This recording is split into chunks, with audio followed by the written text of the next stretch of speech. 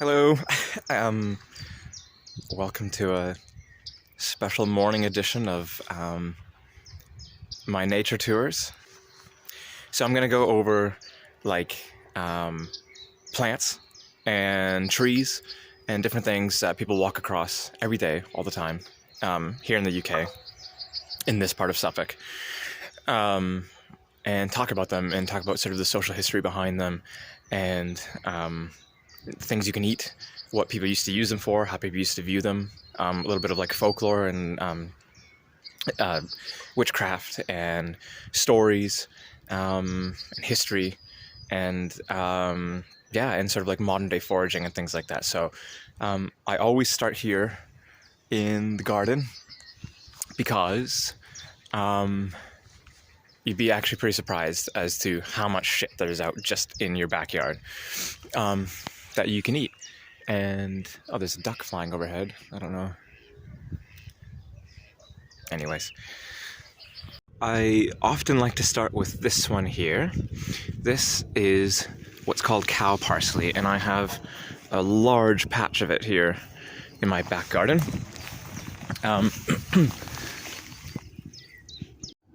So I often start with this one because it is a really good intro into like foraging safely and actually knowing what you're doing when you're out there. So I often show people how to identify this because it could be mistaken for something actually quite horrible.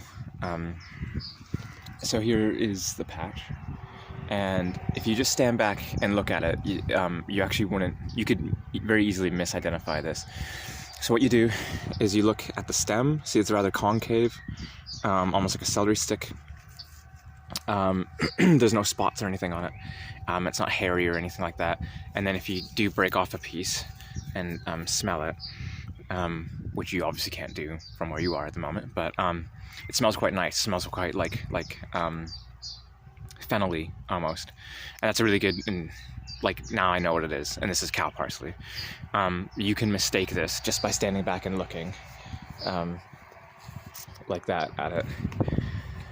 It looks nearly identical to poison hemlock, which is like the deadliest plant that you could possibly decide to eat. And it often actually grows side by side because it's such a similar plant. Even down to the flowers actually look the same. They've got white flowers on them and stuff. Poison hemlock is actually, you've only got about like 20 minutes to get to the hospital to do anything about it. If you do eat it. And supposedly, actually, it is the plant that they used to infuse in wine when Socrates was put to death. They did, in fact, use hemlock to actually kill off elderly folks who were no longer fit to take care of themselves. So care homes really weren't a thing back in the day. And it was also used to kill prisoners and things like that. But anyways, this, what I have in my hand here, this is cow parsley. And you can use it just like you use any other kind of parsley. Often in pastas or salads or things like that. I actually purposely keep this giant patch here because I use it all the time. The next thing I'd like to talk about is this tree. So this tree here is our lovely ash tree, and it's significant in many different ways. You can kind of see on the ends of the branches, sort of little bushels, and those are the seeds coming, seed pods. They look like, people sometimes call them helicopters. These are more like half helicopters, I guess, and they're actually edible. So in the spring when they come out, what people do mainly, it's a modern foraging thing, is they actually pickle them. And pickled ash keys are like really fantastic and super easy to do. You can eat them raw off the tree, but like they don't taste that great, so I wouldn't. But the ash tree is native UK species. It was used. It's a really good wood, used a lot to make charcoal It's a great wood for tools, so lots of farm equipment and things like that. And generally, it's just a fantastic material, but also you could eat things from it. What's particularly interesting, if you're into your sort of like Celtic shows and things, the ash tree is actually considered to be the world tree in Norse mythology. So it's or otherwise known as Yggdrasil, and the roots, which do grow very, very deep, represent sort of the under realms. The trunk area is the earthly realm where we are, and then up to the heavens with the canopy. There is a really interesting story in Norse mythology. I mean, there's also loads of like sort of Celt and different mythology, but just to sort of keep things as short as I can. The ash tree is most associated with runes and the power of the runes. Like, you know, I don't know if you know what runes are. They're like little symbols that were often sort of like imprinted on pieces of wood, and they would cast runes, and it would sort of predict the future and things like that. So apparently the power of the runes actually comes from a story of when Odin, who is immortal, he hung himself on an ash tree for 9 days, and he obviously can't die, so he just hung there by his neck for 9 days, and through that experience he gained the power of the runes. It was like his own self-sacrifice, and actually a lot of people do sort of make claim that that's a similar story to the story of Christ self-sacrificing for higher knowledge and forgiveness and sort of mankind and things like that. So yeah, ash tree, very important tree historically, but also practically. Okay, so we'll head out of the garden. There's actually loads more in here that I could talk about, but we're hopefully going to find them elsewhere. Otherwise, I'll just be stood in the garden all day. And let's not do that. Let's go look at something else. Right, so this here is our lovely blackthorn bush. And blackthorns, they're out blossoming now. They're the first hedgerow tree to blossom. And this is where we get our sloe berries. So if you're from the UK, you'd be really familiar with sloes. Sloe gin is like a super, super popular drink in around Christmas time. So the berries come out, they're like small plums kind of thing. But the blossoms are just coming now in this tree. We're a bit sort of, because it's in the morning, so we're a bit in the shade here. So other blossoms will probably be out that are more sort of in the sun longer. But anyhow, blackthorn is a super cool tree. And it's a really interesting look at how perspectives change over time. There's a rook flying overhead. Anyhow, so we love blackthorns these days because they have sloe berries, and we all like sloe gin, and it's great. It's super easy to make, by the way. You just get a really cheap gin, gather your sloes in the autumn, put them in the freezer, and then for a night so that they freeze, and then when they thaw, the skin breaks, and you put it in the gin and mix it with like sugar or honey or something like that, and then you let it sit for like 2 months, and it's the best. It's so good. But anyways, that's why we like blackthorn trees now. But back in the day, this tree was seen to be very, very quite bad, and people didn't associate it well with they didn't have a good association with it. It was seen actually as such a nasty tree that they used to use it a lot in sort of like objects to keep evil spirits away, like witches' bottles and things like that. Which witches' bottles used to be actually filled with things like urine or rusty nails, but also the thorns from a blackthorn tree. And if I can find you a blackthorn thorn, like a good one, I mean they're all over here, but I'll find like a really wicked one, you'll see what I mean. Okay, right, so this is one of the blackthorn thorns. They're extraordinarily sharp and spiky. That's actually quite a skinny one, to be fair. But anyways, they're this tree is riddled with, which is why it's a good hedgerow tree, because hedgerows historically were used to keep, cattle in and stuff like that. But what's particularly interesting about blackthorn wands is that we know today that these have a small coating of bacteria around them, and if you get stuck by it, you probably will get an infection. Obviously, back a long time ago, they didn't know that, so they just saw it as like a curse. It was like a cursed tree, so it was like black magic kind of thing. Wands were really a thing back in the day. They were kind of used to direct energy.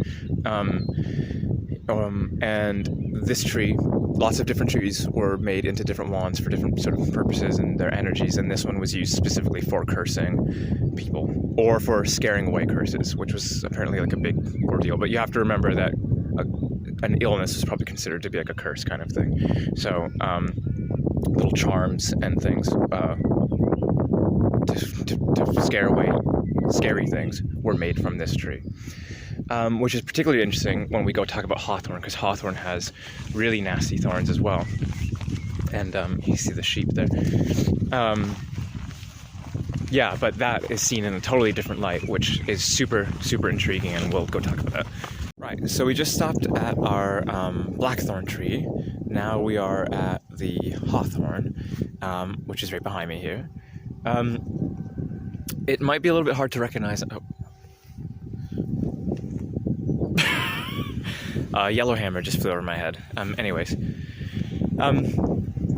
Right, this might be a little bit hard to recognize without the blossoms on it, but it has a quite distinct leaf shape, which is sort of like nothing else is really kind of shaped like this. Yeah, let me get a good one for you. So yeah, that's kind of the leaf shape, and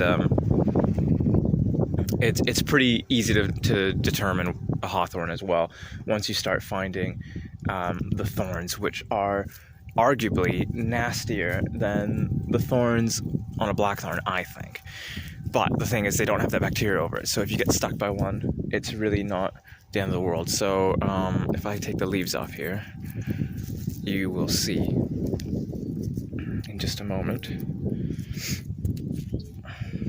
Right, so that's the thorn, and it's, again, absolutely riddled with these things. What's really interesting about hawthorn from like a historical side is this is actually considered to be the May tree, or the Mayflower. So when the blossoms come, it's typically around May. Well, supposedly last year was, climate change just ruined that, but the hawthorn was super important and super significant because this delineated what was the difference between summer and winter. There was only 2 seasons back in the Celtic calendar, because really that's all they needed. That's the only thing that's really pertinent for growing and crops and things like that. So as soon as the hawthorn blossomed, it wasn't like a set day like how we do it now, like the 21st of whatever. It was designated by the blossoming of the hawthorn, which makes actually tremendously much more sense, because really you're kind of you're basing your crop rotations and things around the actual weather and the actual nature that you see and are reacting to around you, and that's when food is available and hunting and different things, right? So anyhow, super significant tree for that reason. Now, in terms of foraging, the leaves, as I showed, these are actually edible. They're much better when they're younger. So now would be a really great time to pick them and eat them. They're often thrown in salads and things like that. Once the blossoms do come, you can use the blossoms as well in like teas and cordials or whatever. But it's really the berries. So when the berries come in the autumn, that's when you can make loads of different things. And a really, really popular one these days is hawthorn ketchup, which I've tried, and it's actually really good. And another popular one is that there's all hawthorn down here, so I'm kind of walking past it. Another one is like making like a salad dressing, like a sweet sauce. Hawthorn also has lots of medicinal qualities. It's actually very, very good for the heart. So if you go to a herbalist and you have cardiac issues, they'd probably recommend something that has hawthorn in it. We'll stop at this next tree. This is quite cool. But yeah, and then also, yeah, see this whole hedge line down here is just full of blackthorn and hawthorns. The other really neat thing about hawthorn, because it's associated with the start of spring, or summer and new life. We associate it now today in modern times with spring, because we now have 4 seasons. That's also May Day is the popular Celtic holiday, so where they dance around the maypole and they like crown a May Queen. That's supposed to be sort of representative of, well, some people say it's rather phallic, but it's supposed to be a little bit more romantic than that. Essentially, yeah, that's the sort of marking new life and the young ladies sort of getting wed and births soon to come. The other fun one, though, on May Day is that apparently on May Day Eve, the young ladies in the village used to go out and collect the dew off the leaves of the hawthorn in the morning, and they'd wash their face, and it would bestow beauty for the rest of the year. So I do that, and that's why I look so great. So this tree behind me, it's a little bit challenging to see because of the way the sun is at the moment. Let me see if we can do it like this. Here we are. Yeah, so this is actually quite cool. You can see the little flowers starting to show up here. This tree is our lovely elder tree, and elder trees are known as kind of like the pharmacy of the woods because their flowers are good for just about everything. Hay fever is a big one that it's good for. So you like put it in teas and things like that. And it's really quite excellent. Obviously the flowers are used in elderflower cordial, which is super popular here in the UK. And then when the flowers turn to berries, elderberry wine and things like that are like crazy popular as well. This is a super popular foraging tree. What's interesting to note, though, is that it's probably the most highly associated with witches and witchcraft, and in its folklore sense and its social history sense. It's actually said that the elder tree is actually a witch who has shapeshifted and turned into a tree. There's other stories where perhaps witches are buried underneath elder trees, but the sort of like historical one is that this is in fact a witch, which is probably mostly associated with the fact that it's so herbal, medicinal kind of thing. So it's said that you're not actually supposed to cut down an elder or do anything wrong to it unless you like explicitly ask permission or something like that. That's fine anyways, because historically the wood is actually just junk. It's terrible.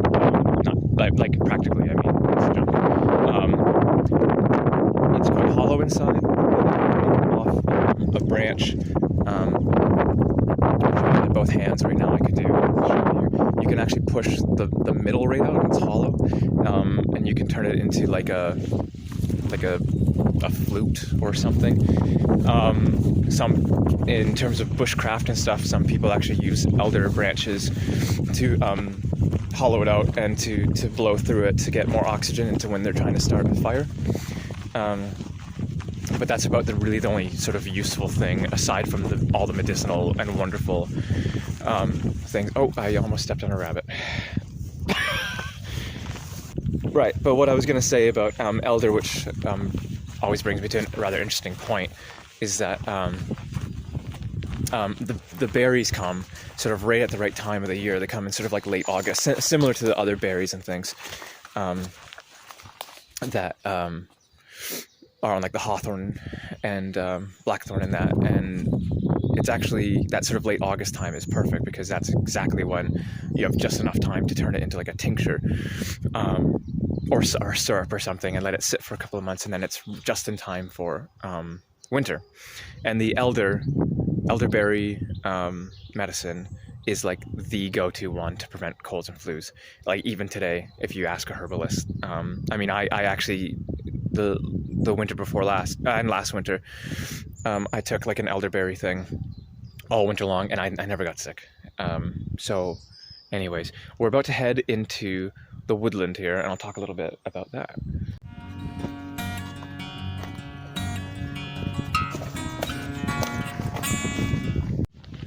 Okay, so we are now in the Mendlesham Millennial Wood. It was given to the parish council in 2000, so that's why it's called the Millennial Wood. And on the perimeter here, it's quite ancient actually, and you can see that by the monster trees and things.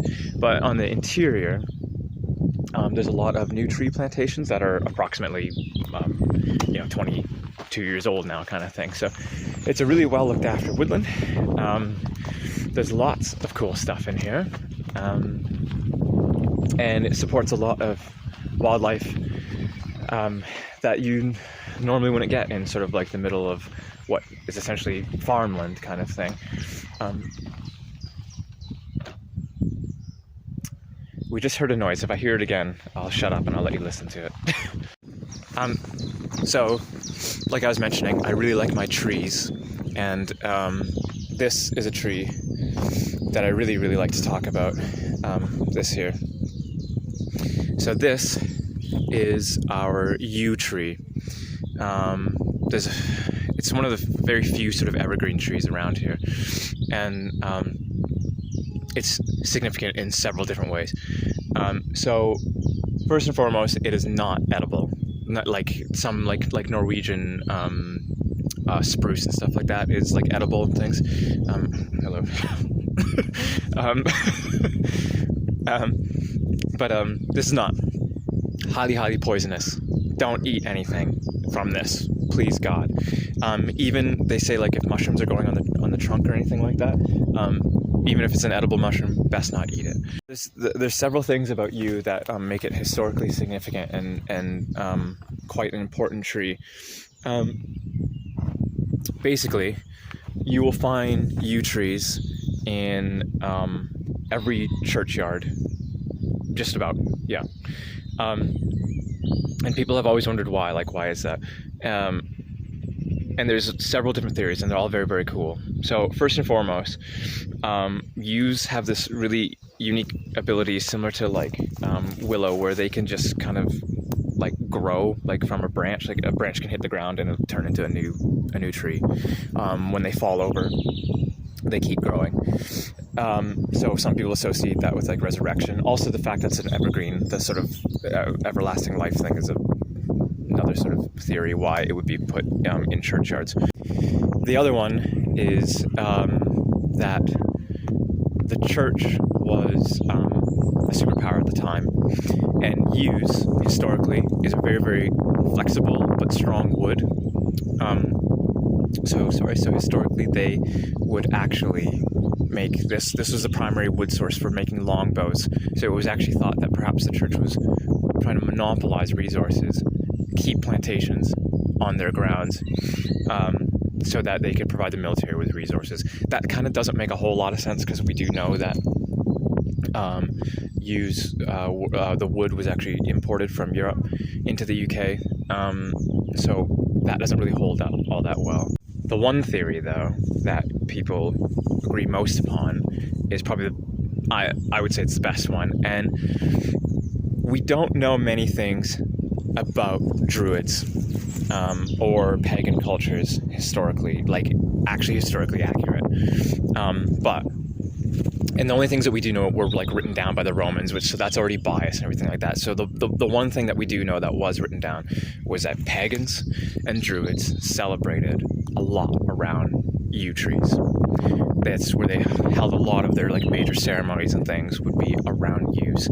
So the theory is the church recognized this, and in an attempt to assimilate, they basically built their sacred space around the pagan sacred space.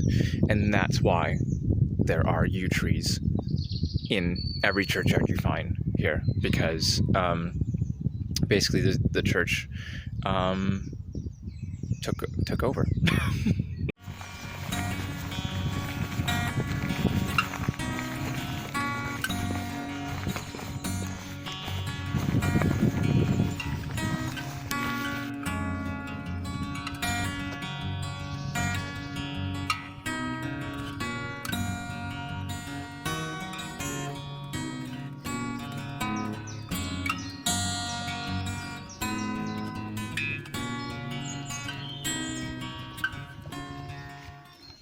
Right, so this is a great example of the blackthorn blossoms that are directly in the sun, that have gotten lots of sunlight and are blossoming like absolutely mad right now. Look at that. So these will all turn to berries for sloe gin. This tree behind me, this is a rowan tree, and the flowers are about to come on it as well, and these turn into really, really, really bright berries in the autumn. Fucking thing.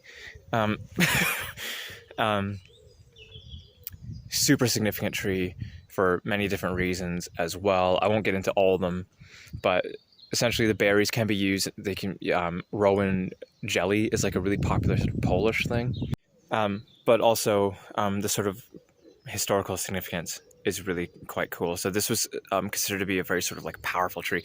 This was actually planted in people's front gardens to scare off witches or curses, and it's associated with the berries, because the berries are like super bright red, and that color is, that boldness was supposed to sort of like ward things away. People actually used to sort of make garland and hang it over their front door. People still do that today, and actually sometimes they don't even know why, they just do it. This, though, was considered to be a tree that was used for dowsing for water, and this is the one where you like put the twigs together, and then when you go over where there might be a groundwater source, they like point down to the ground. It actually fucking works, and it's, I don't know how, but it's wonderful. Okay, but here we have two super cool things that I need to show you, and they're like highlights of this walk. So just in front of me, which I'll show you in a second, is a patch of ground that the parish seeds with wildflower seeds and bulbs. And right now we have all the snakehead fritillaries that have bloomed, and they are so cool. Right, so these guys are snakehead fritillaries. And if I sound funny, it's because I'm leaning over this gate. Because people aren't allowed to walk in here for the purpose of not trampling the fritillaries. There's a very interesting old story about these, and I can't remember exactly how it goes, but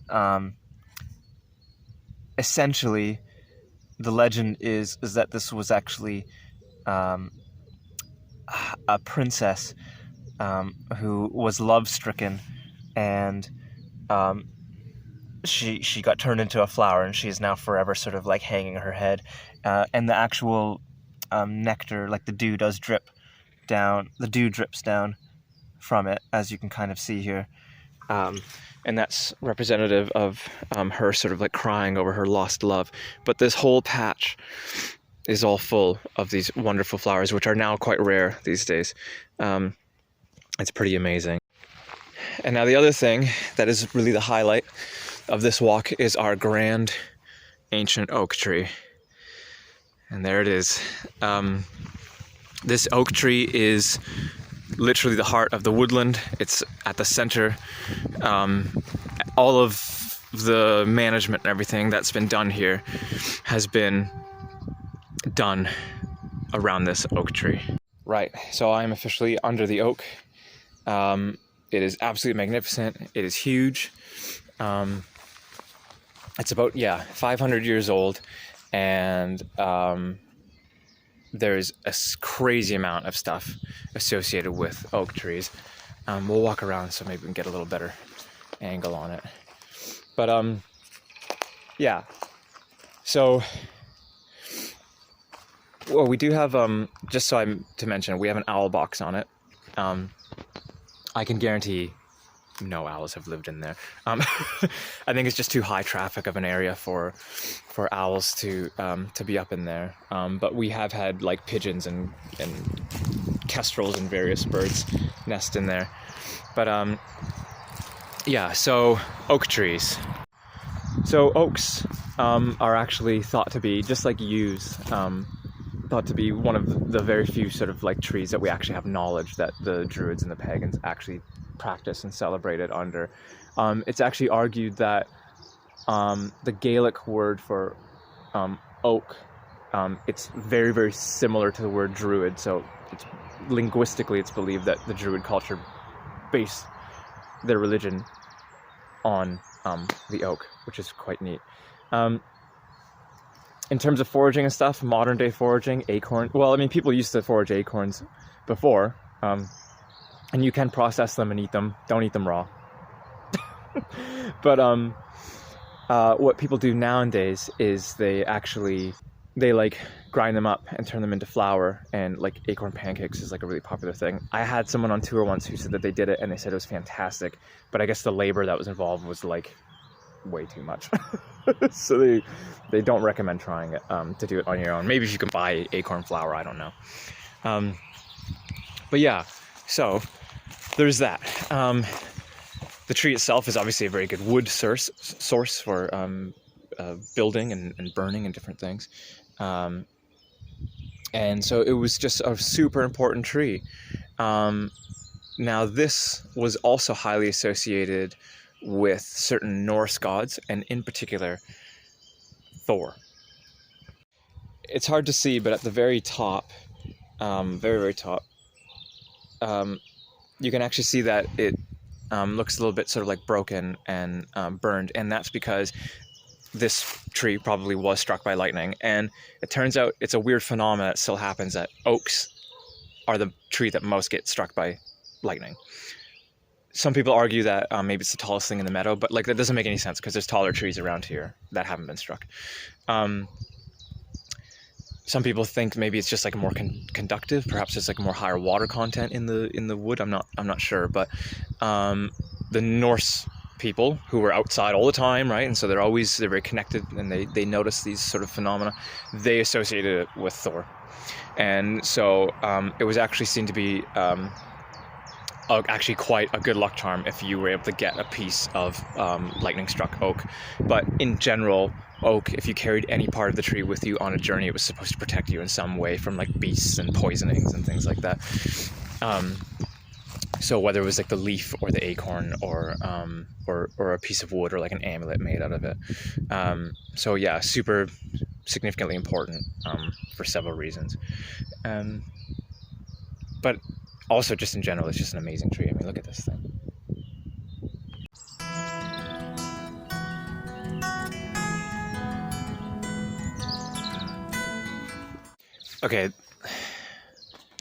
Okay, so this is another cool thing that I'd like to point out, that it's not necessarily for foraging, like you can't eat it, but it's super significant. So there's a place nearby. Let me just pick it, because why not? So this is a teasel.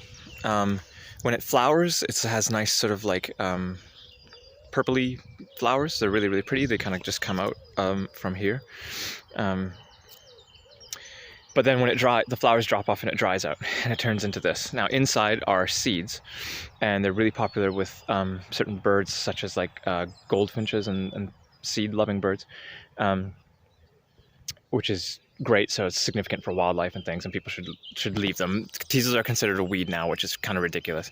But there's a place right near here called Lavenham, and it was super significant in the wool trade.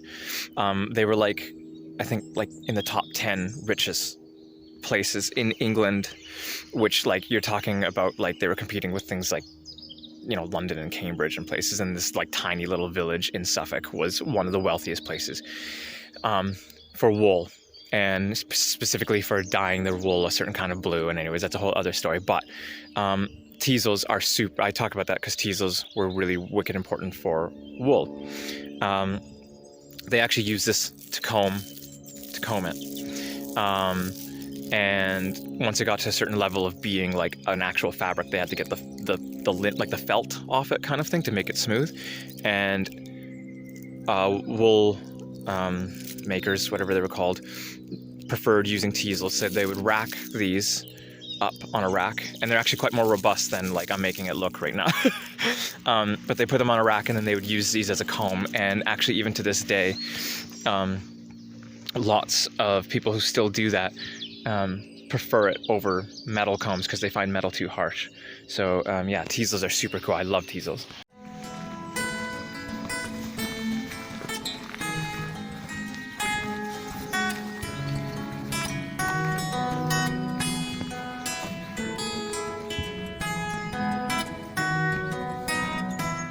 Right, so I am standing in a circle of hazel trees that were planted here.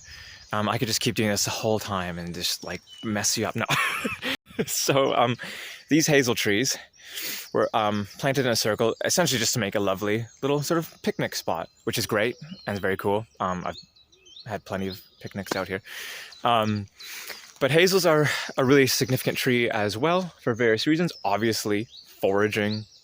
You know, hazelnuts are great. Everybody knows that you can do the hazelnuts and all the bits with that. From a practical standpoint, hazel coppicing. So you can see that the hazel grows, well, these aren't great examples, but they grow like very sort of like straight and tall. And when you coppice them, so you cut them down, sort of back down at the base, they'll grow back. And they'll grow like even straighter and even taller. And hazel poles were used for, well, anything you needed a pole for, really. Doing hedge laying and various things like that. Lots of agricultural purposes and all kinds of good stuff. But the really fun one about hazel is its association in Celtic lore. So there's an old story that 9 hazel trees grew around like a natural spring, like a well, and in the well, or in the spring, were salmon. And in Celtic lore, there's like a hierarchy of animals. So there's like more ancient animals and the newer animals, and the more ancient ones have the most wisdom and everything. And the salmon is actually considered to be the most ancient and knowledgeable animal. So if you were to go on like a sort of like spirit journey, you'd be, you know, wanting to ask the salmon something, kind of thing. Apparently they got that power of wisdom and knowledge from the hazel trees. So the 9 trees that grew around the natural spring where the salmon were, the hazelnuts would fall off and drop into the well. The salmon would eat it, and then they would gain the sort of knowledge of the earth, kind of thing. Highly associated with water, and even to this day, people, in old sort of cottages like mine, you'll find like stakes, like wooden stakes that have been driven into some of the old beams, and it's because of the association with water that came from the Celtic story. And so by having some hazel stakes in some beams, it was thought it would actually prevent house fires, which would have been actually a really big problem back, you know, when candles and fire were your only light and heat source. That's the sound. It probably won't do it again, but anyways, that sound, it sounded like sort of like a laughing bird. That is actually a green woodpecker. We won't see it because they're quite skittish, but green woodpeckers are great because they mate for life, but even though they mate for life, they actually don't like to live together. So just in the spring they'll come together, raise a chick or whatever, or a couple, and then they'll like go away and go live in their own separate apartments, and then for the rest of the year have their own time, and then next year they'll come find each other and come back together again. So it's a good system they have. And something I forgot to mention is that on these walks, I collect flowers to make tea, or whatever. I collect things to make natural tea. So I've got a flask in my backpack, and I've got a little bag. And yeah, we're gonna collect some stuff to make tea. So I just came across something here, which is really neat. And I'll show you what it is. So this here is what's called ground ivy. And ground ivy is very cool. It's very herby is the best I can describe it. I can't remember off the top of my head all of the sort of medical greatness about it, but it is high in iron, so you can put it in things like people make tinctures and stuff with it. But obviously anything super green like this is going to be high in iron. But people have made like pestos with it because of how herby it is, but I particularly enjoy it in teas. So I'm going to pick some of this and put it in my little brown bag for tea making. So yeah, here we go, ground ivy.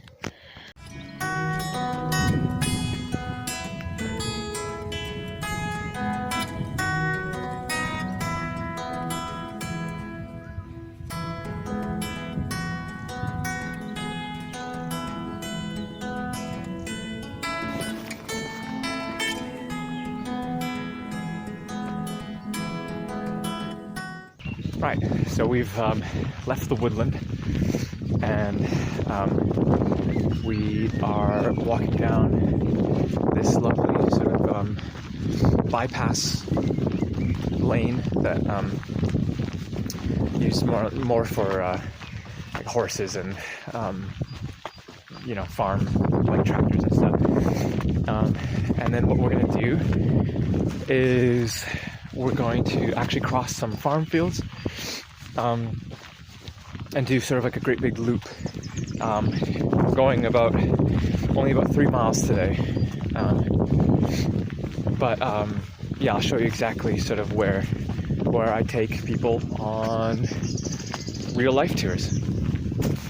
Okay, these are really, really cool. This is really neat. These are called cowslips. They are super, actually, important pollinators. They're part of the primrose family. So they are edible, and they're really nice in teas. They smell wonderful. And they're actually really associated with Shakespeare. Shakespeare loved these, and I can't remember the quotes and things like that, but he like compared sort of the freckles and the beauty on women with the freckles you find inside the you can see little orange freckles inside the petals of cowslips.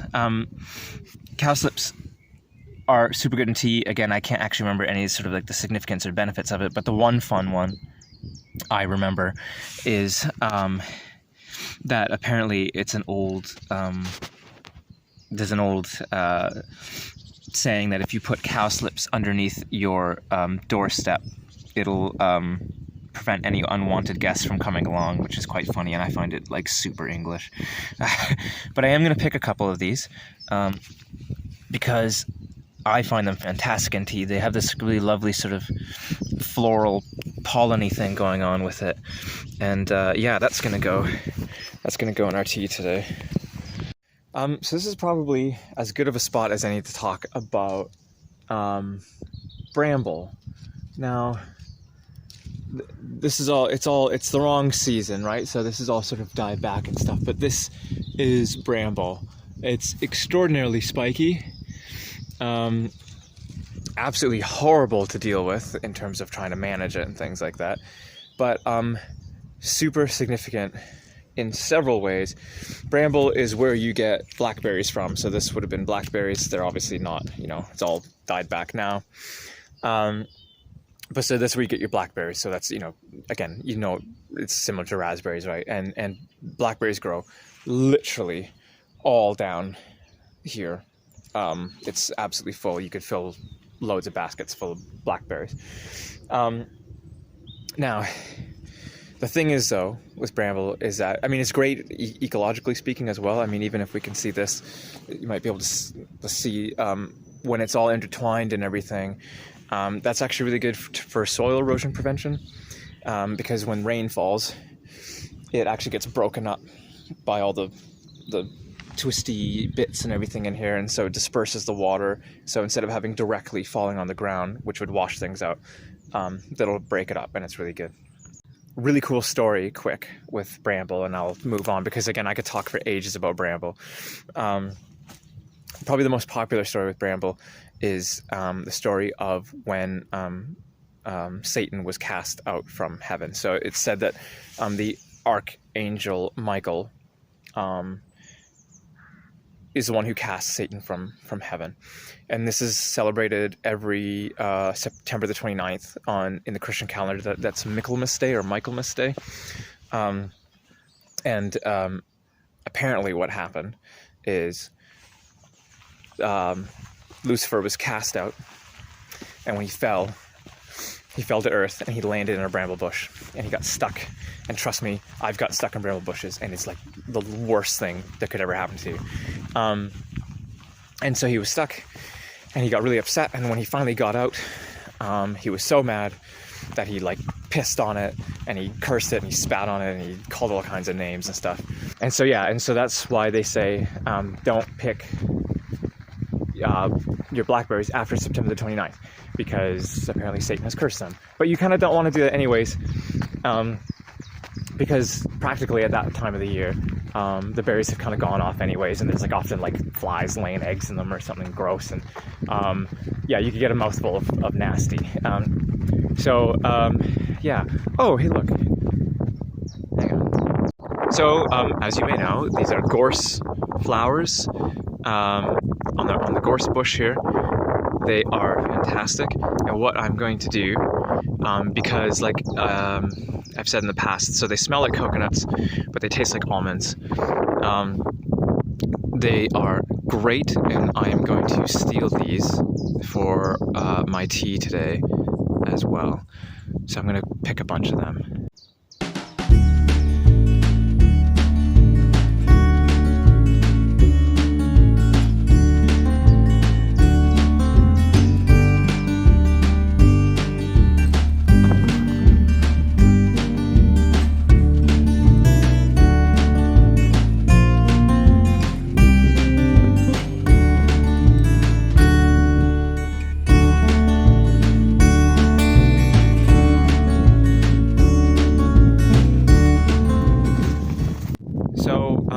This is one of the vast farm fields near me. It's still not as large as some of the ones that are elsewhere, but this is one of the footpaths that I take people across, and it's actually a really good vantage point to see wildlife. I just found a bird over there that was killed by a buzzard, so quite interesting to see. We got lots of buzzards out here, and you can see the sky is absolutely massive and clear, and it's a little bit early in the morning yet, still kind of cold, but once this sun really starts to heat up, we're going to get thermals, and we'll start seeing the buzzards just hovering above us. But this is a great vantage point for them, really, to see hares and rabbits and things that they will come down and get. But for our purposes, we're going to keep walking down the footpath here and go find some more plants.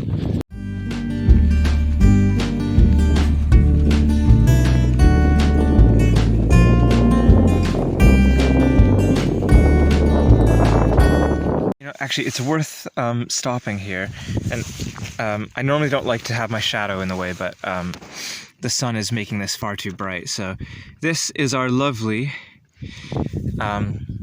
dandelion, and I'm actually going to grab a couple because there's a few more up that way and behind me. But so dandelions are really cool, and I do like to stop and talk about them. First and foremost, the flower heads are actually really nice in teas. They're super significant for brewing, and there's a lot of sort of natural yeast in dandelion flower heads, and if you want to make like a natural beer or something like that, dandelion heads are pretty key, because you don't have to add yeast and things. Right. Lots of people these days in modern foraging use dandelion flower heads for things. They actually like batter them, and they fry them. They make dandelion fritters. You can make a dandelion honey with these as well, which is essentially like putting it in like sugar and water and making like a syrup with it, and it's actually really nice. So for the vegans who don't want to eat honey, this is an alternative.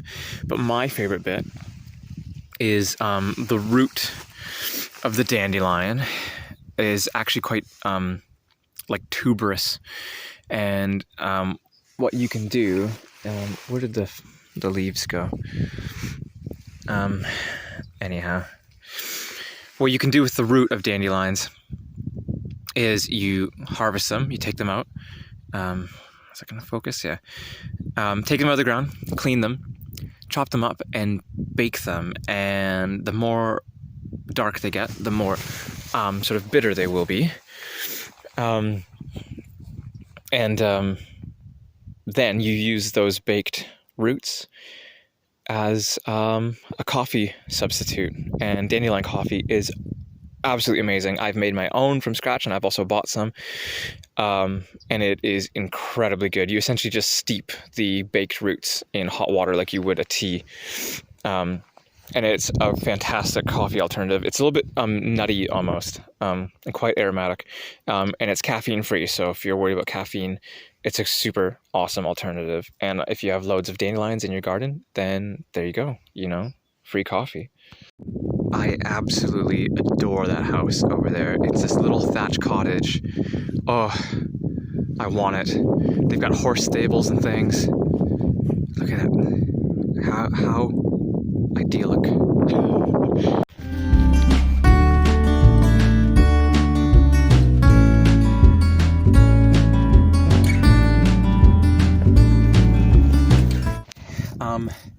So this is a really neat one.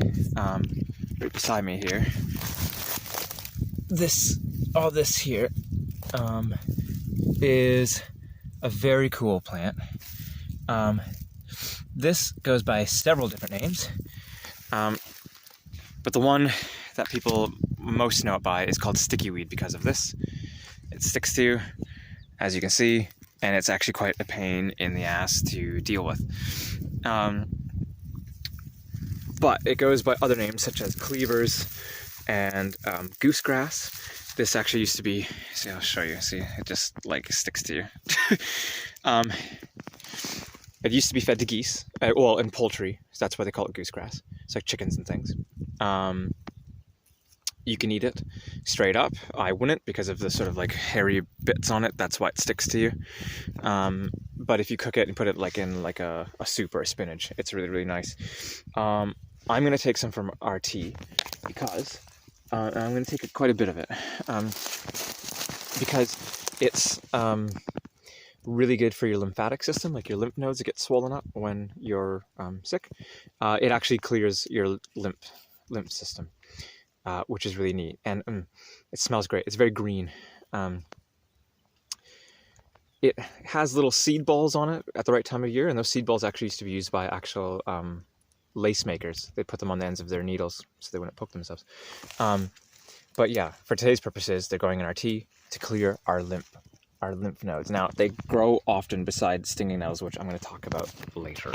You know what? Let's talk about nettles now. So we just looked at these guys. These are our cleavers, our sticky weed. And like I said, they often grow alongside stinging nettles. Not just stinging nettles, but other nettles too, which we do have some around here as well. But so I just told you about cleavers. And these are our stinging nettles. And, I don't know if you heard that, but I just heard, remember I mentioned the buzzards that will be coming out? I just heard one, so they're going to start hitting the thermals now. I just heard buzzard calling. Anyways, so yes, here is our nettle. Now, the stingers are those hairs. You can see the hairs on it. And the hairs actually kind of grow in like a sort of like upward direction. So you can actually successfully pick stinging nettles without getting stung, as I'm doing now. If you pick from the bottom and go up, I swear to God I'm not being stung. It's really quite cool. So nettles, oh yeah, I can hear the buzzards.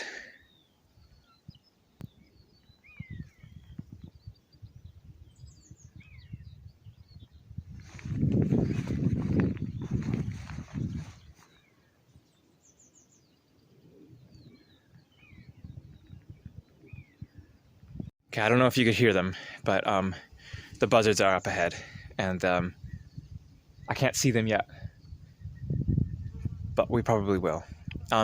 Anyhow, nettles. So I'm still holding the one that didn't sting me.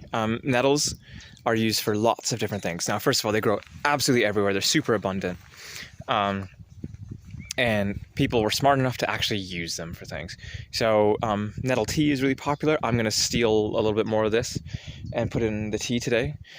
The reason why I mentioned it's really interesting why it grows beside cleavers is because your cleaver is, like I mentioned, your sort of cleanser, like detox. But nettles are really good anti-inflammatory. So if you have any aches and pains or sores or anything like that, it's really good. So it's like the perfect remedy for a cold, because you're all, who's not achy when they have a cold. Nettle and cleaver tea, awesome. People also make infusions, which is essentially the same thing as a tea, but then you let it cool down, and you can drink it like a green drink. I prefer it hot, but it's up to you.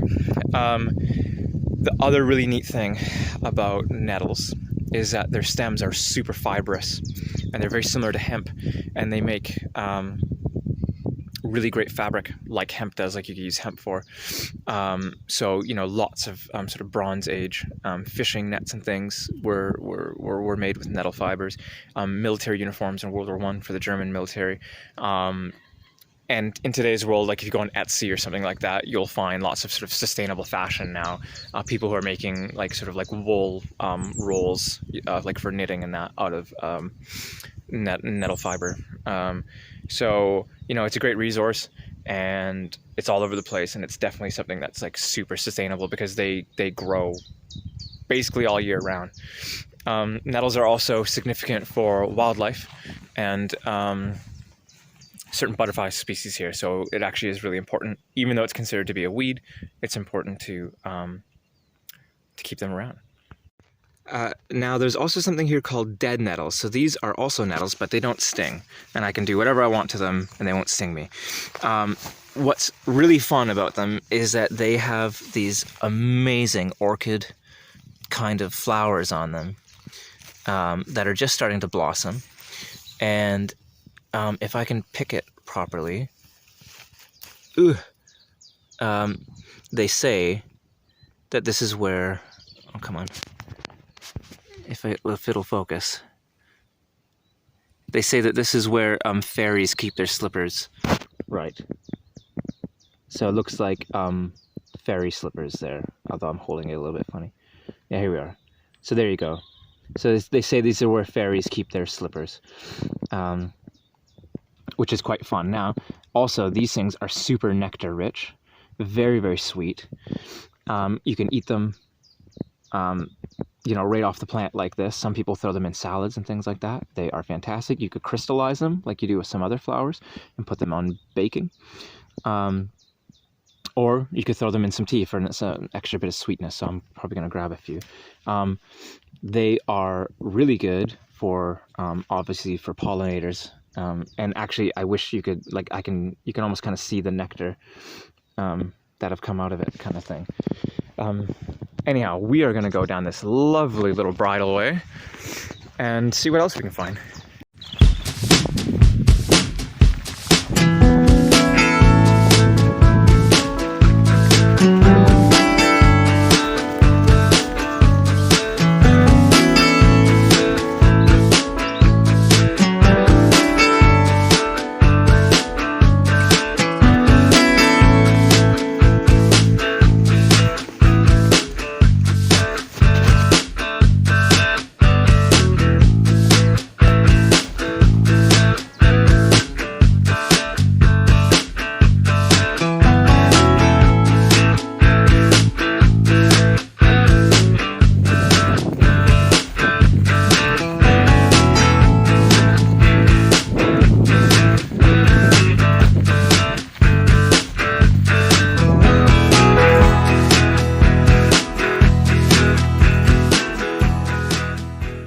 Okay, so we have these guys here.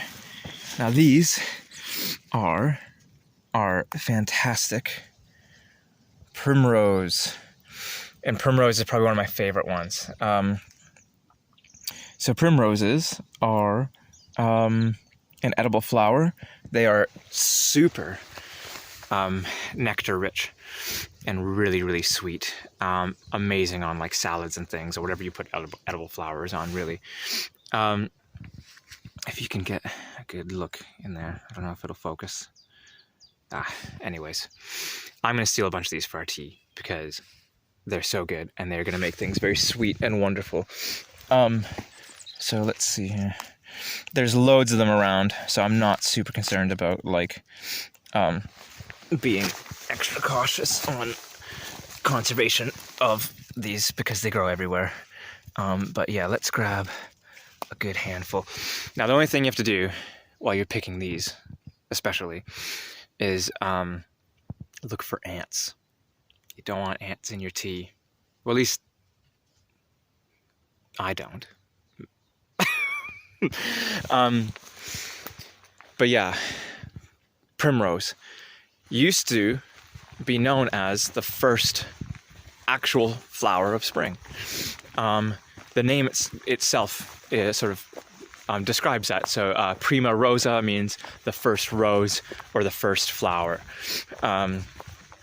And they're like super significant for several different sort of spring celebrations in both Christian and non-Christian calendars.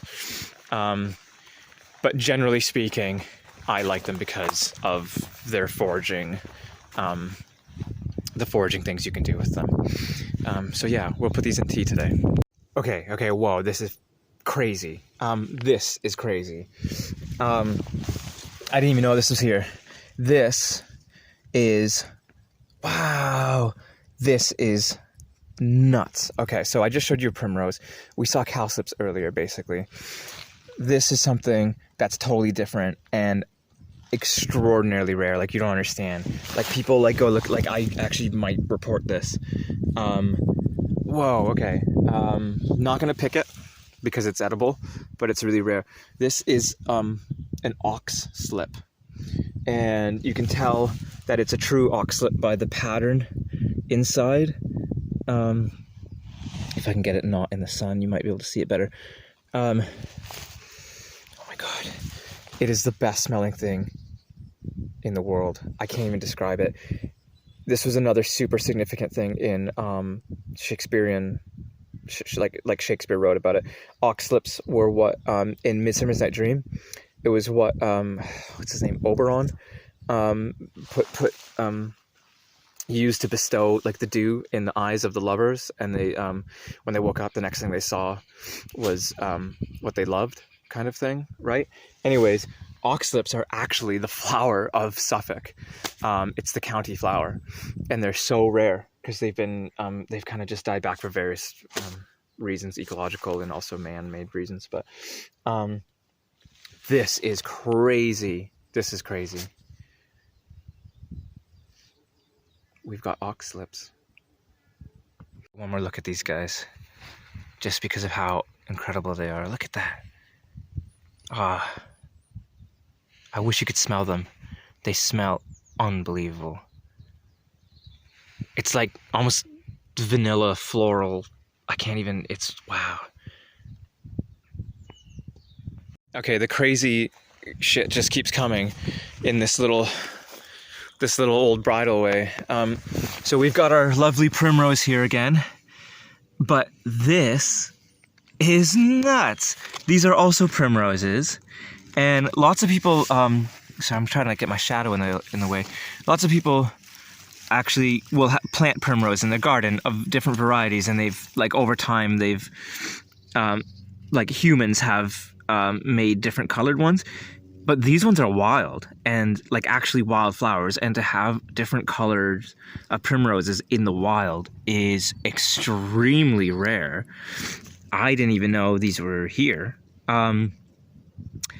They actually say, there's an old saying that primroses in a different color growing out in the wild like this is actually like some kind of sign that there's like nature spirits around, or fairies or something like that. Wow, I mean, that's crazy. That's Look at that. Look at those. So up ahead, there's a house at the end of this footpath, and they have dogs. They're like little, I think they're bird dogs or something. These little, what do you call them? Spaniels. And anyways, they might not be home right now, but if they are absolutely insane. And if they're here, you'll see what I mean. Before we go past there, though, I found something here. This is called garlic mustard. It's also known as Jack of the Hedge, or it goes by like various different names. Let me get another. So this is what it is. That's what it looks like. Garlic mustard. It basically tastes like garlic and mustard. Lots of people put it on sandwiches. It's a little bit bitter, but it's actually really quite nice once you kind of like acquire the taste. Yeah, it's quite fragrant, very garlicky. But a lot of people don't know that it's an edible plant. And yeah, not really much more to say on it other than it's really good in sandwiches. Really nice. Or pretty well anything else that you want to use, sort of anything that would be garlicky and mustardy. Here they are.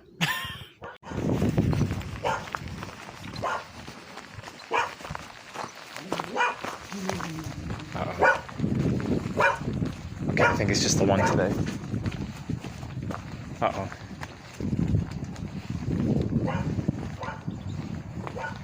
Okay, we're in the clear. But this is where they are normally. They normally come right there. And there's normally like 7 of them. And they're just maniacs. But it is the weekend, so they could be out like doing bird hunting things. It's very possible. But anyhow, we're kind of just rounding the corner on this old country road up ahead, and we'll be soon at the picnic spot. I didn't obviously bring a picnic today, but I'll stop and I'll make a tea there.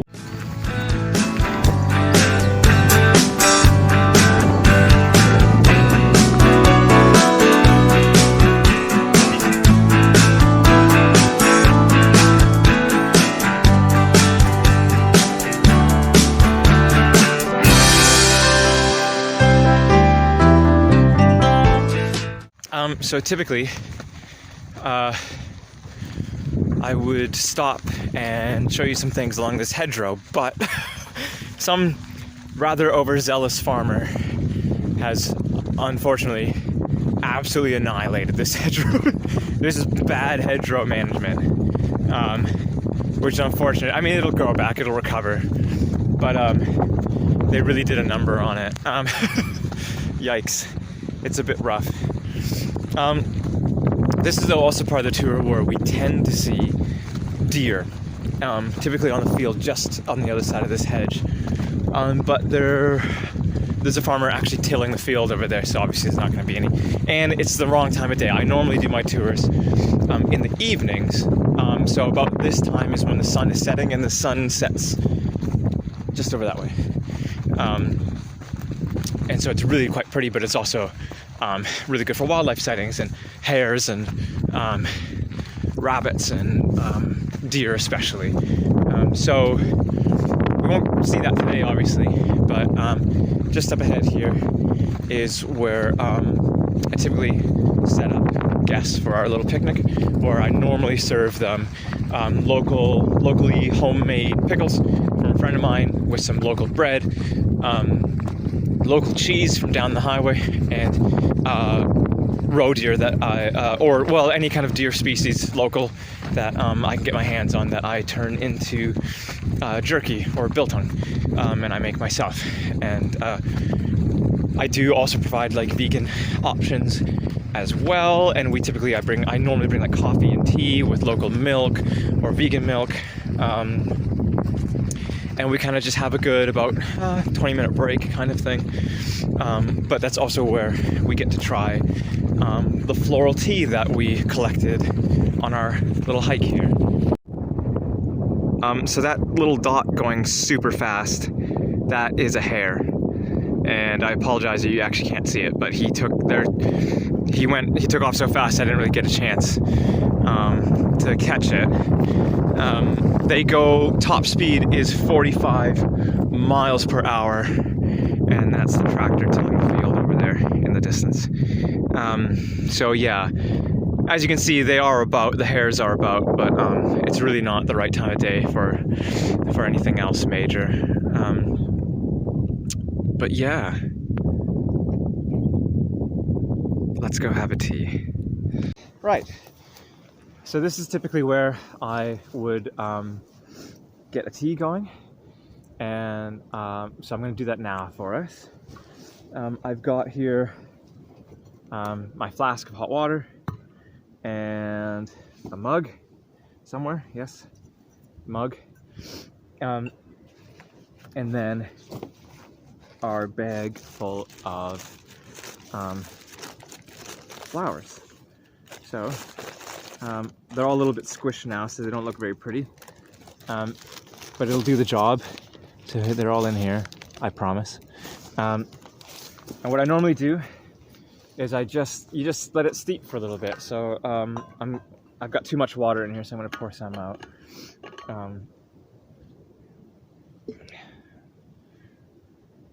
Go about that. And then honestly, you just steep it like you normally would. Now I do have to remember that there's stinging nettles in here, so I'm going to try not to injure myself. But we've got cleavers, gorse flowers, primrose, cowslips, nettle, like I said,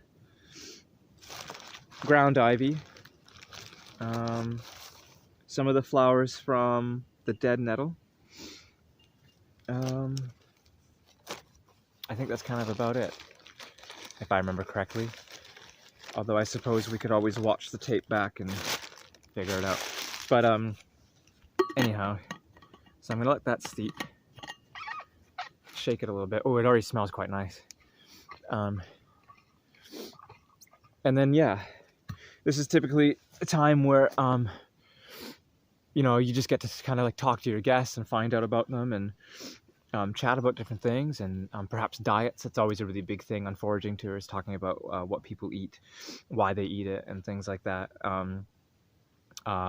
Sustainable diets, and affordability of food, and the sort of privilege of certain types of eating. But then often, you know, we just chat about just anything else, people's hobbies and interests, and it's a really great chance to get to know people, and especially when there's food involved, and that, you know, bonding over food is always such a significant thing for people to do together. And yeah, another thing though is I often have a bottle of mead, because it's a really wonderful traditional alcohol, and I get to have a few drinks with some guests as well, which is always a lot of fun. But anyhow, we'll let this steep for a minute, and then we'll pour it. I'll have a cup of tea, and then after this portion of the tour, it's basically just like walking back and chatting. So for the purposes of the video, I'll probably stop at like a thing or two. But normally we just kind of walk back to it's about a 15-minute walk, 20-minute walk back to the house. And we normally kind of just shoot the shit till we're done. But anyhow, tea time.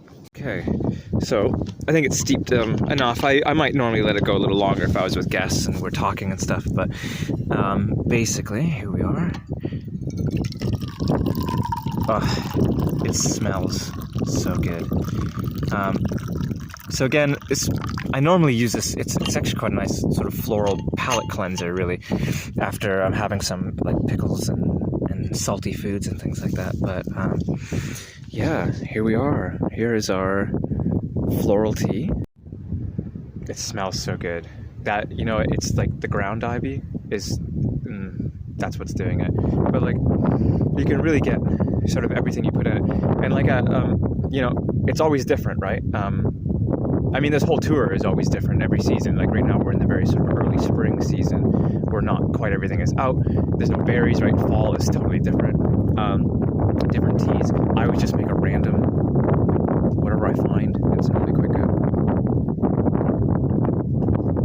Oh, no, I'm kidding. It's really good. Wow. Okay, I'm actually not even exaggerating. Whoa. Okay, now that's good. It's like, oh, it's actually really sweet because of this primrose and those cowslips. Fuck.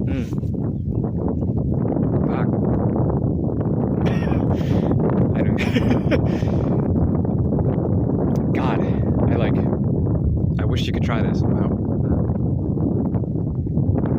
You know what I can do though, is actually, and what I have done in the past, is so I can go and pick the same things that I just picked, dry them, and then store them in like an airtight jar, and then you've got preserved tea.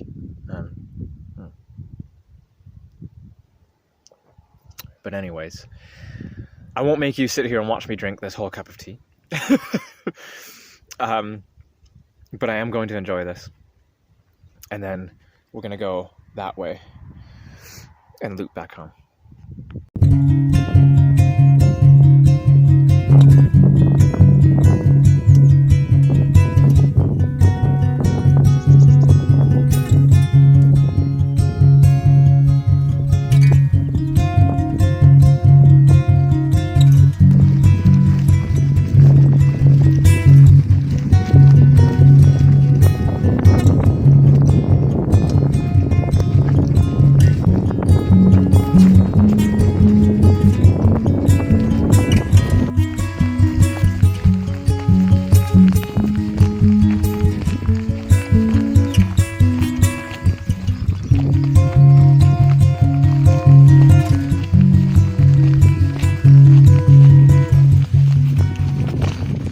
This wonderful spiky bush beside me here, this is holly.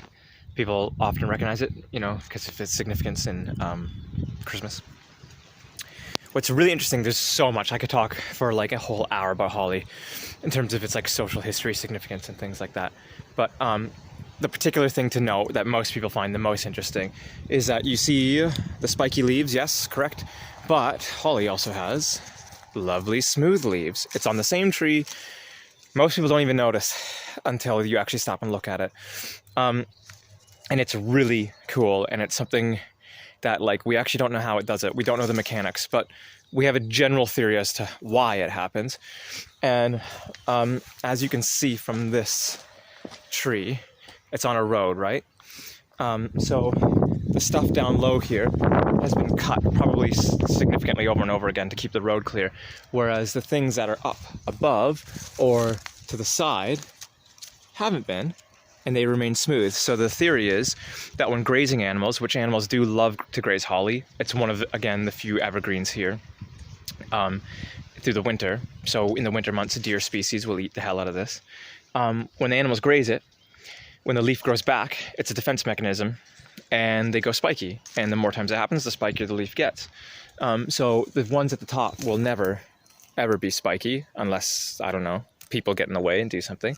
But whereas the ones down low are going to be your spiky leaves. And back in the day, farmers used to feed this to cattle throughout the winter months. And the smooth leaves were significantly more expensive.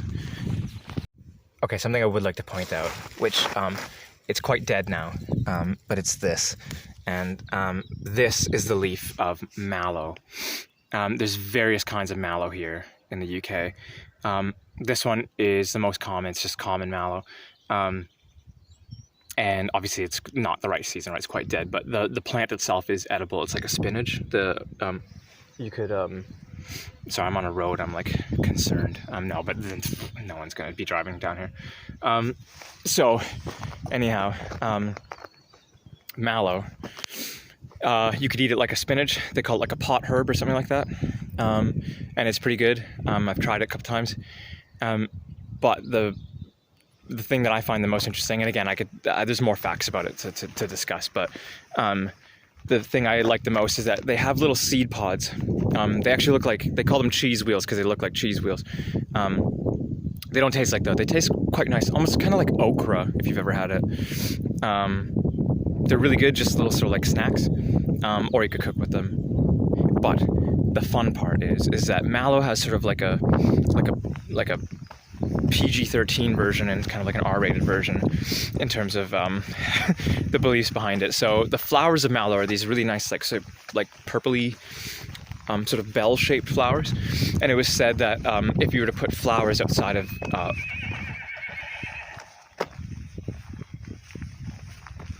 yeah, we're in the country.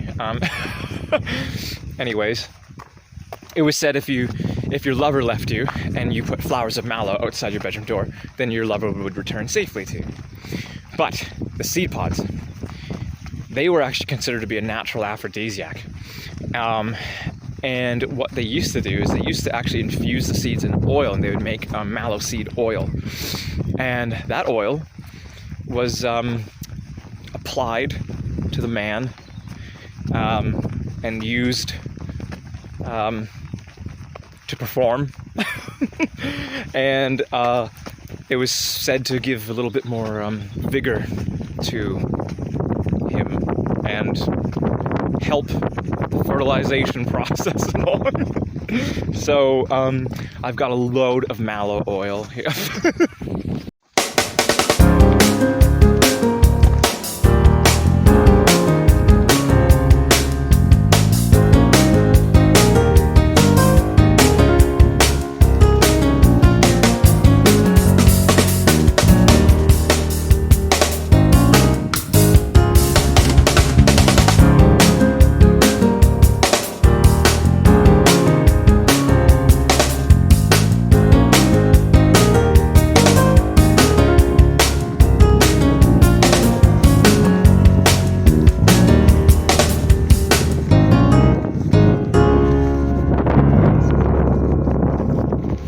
So I absolutely love this old barn that some people have been redoing. It's so cool. It probably doesn't do it justice on camera, but it's a gorgeous farmhouse over there. And they've got a little barn here as well, but it's such an amazing place. I would like give anything to go like have a tour inside there.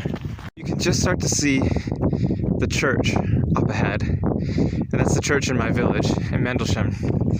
And it would have been quite the sight back in the day when people literally would have been either on horseback or walking.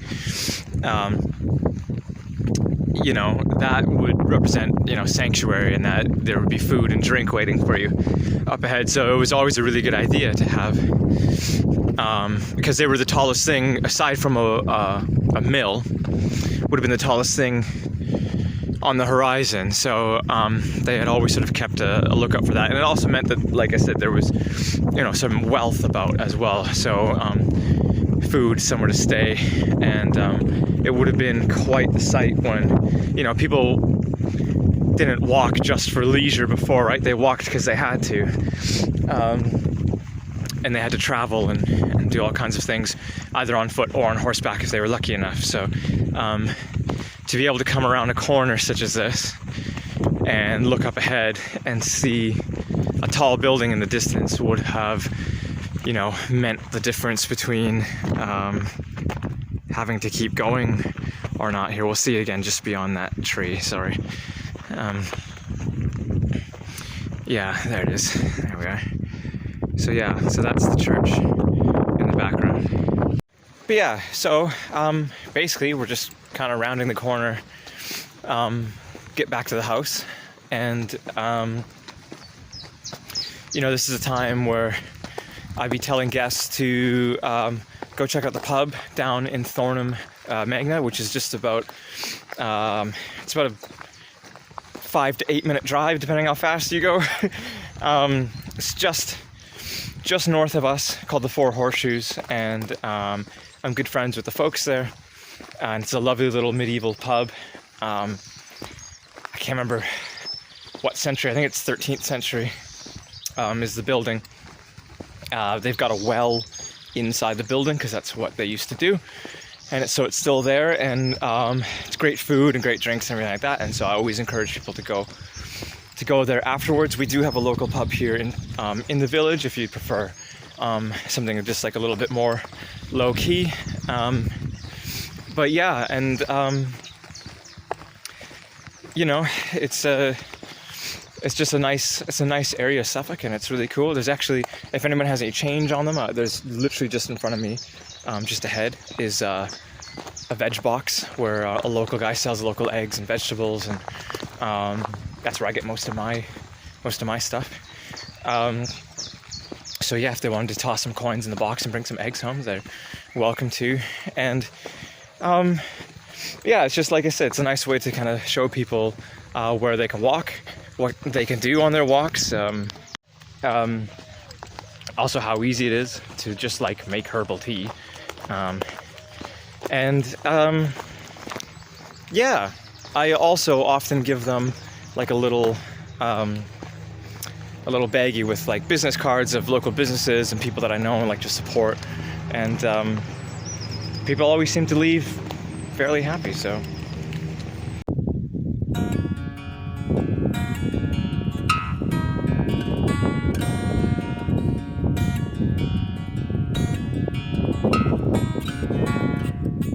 Right, so that concludes the tour and the journey that we went on. There has been the odd occasion where I've had people come over for a fire after the tour. Sometimes people maybe get here a little bit late, so in the way that the tours run is they're designed to end right when the sun goes down. So if they're a bit late, sometimes we do a bit of a shorter, or I've done a bit of a shorter tour, and then just invited people to come have a sit by the fire, and they hang out for about an hour in the dark, and we've looked at the stars and talked about various things, and just had a bit of a nice time. So anyways, yeah, I hope you enjoyed that. I had a lot of fun making this, actually, and I'm looking forward to hearing what you think about it. So all right. Hope you enjoyed.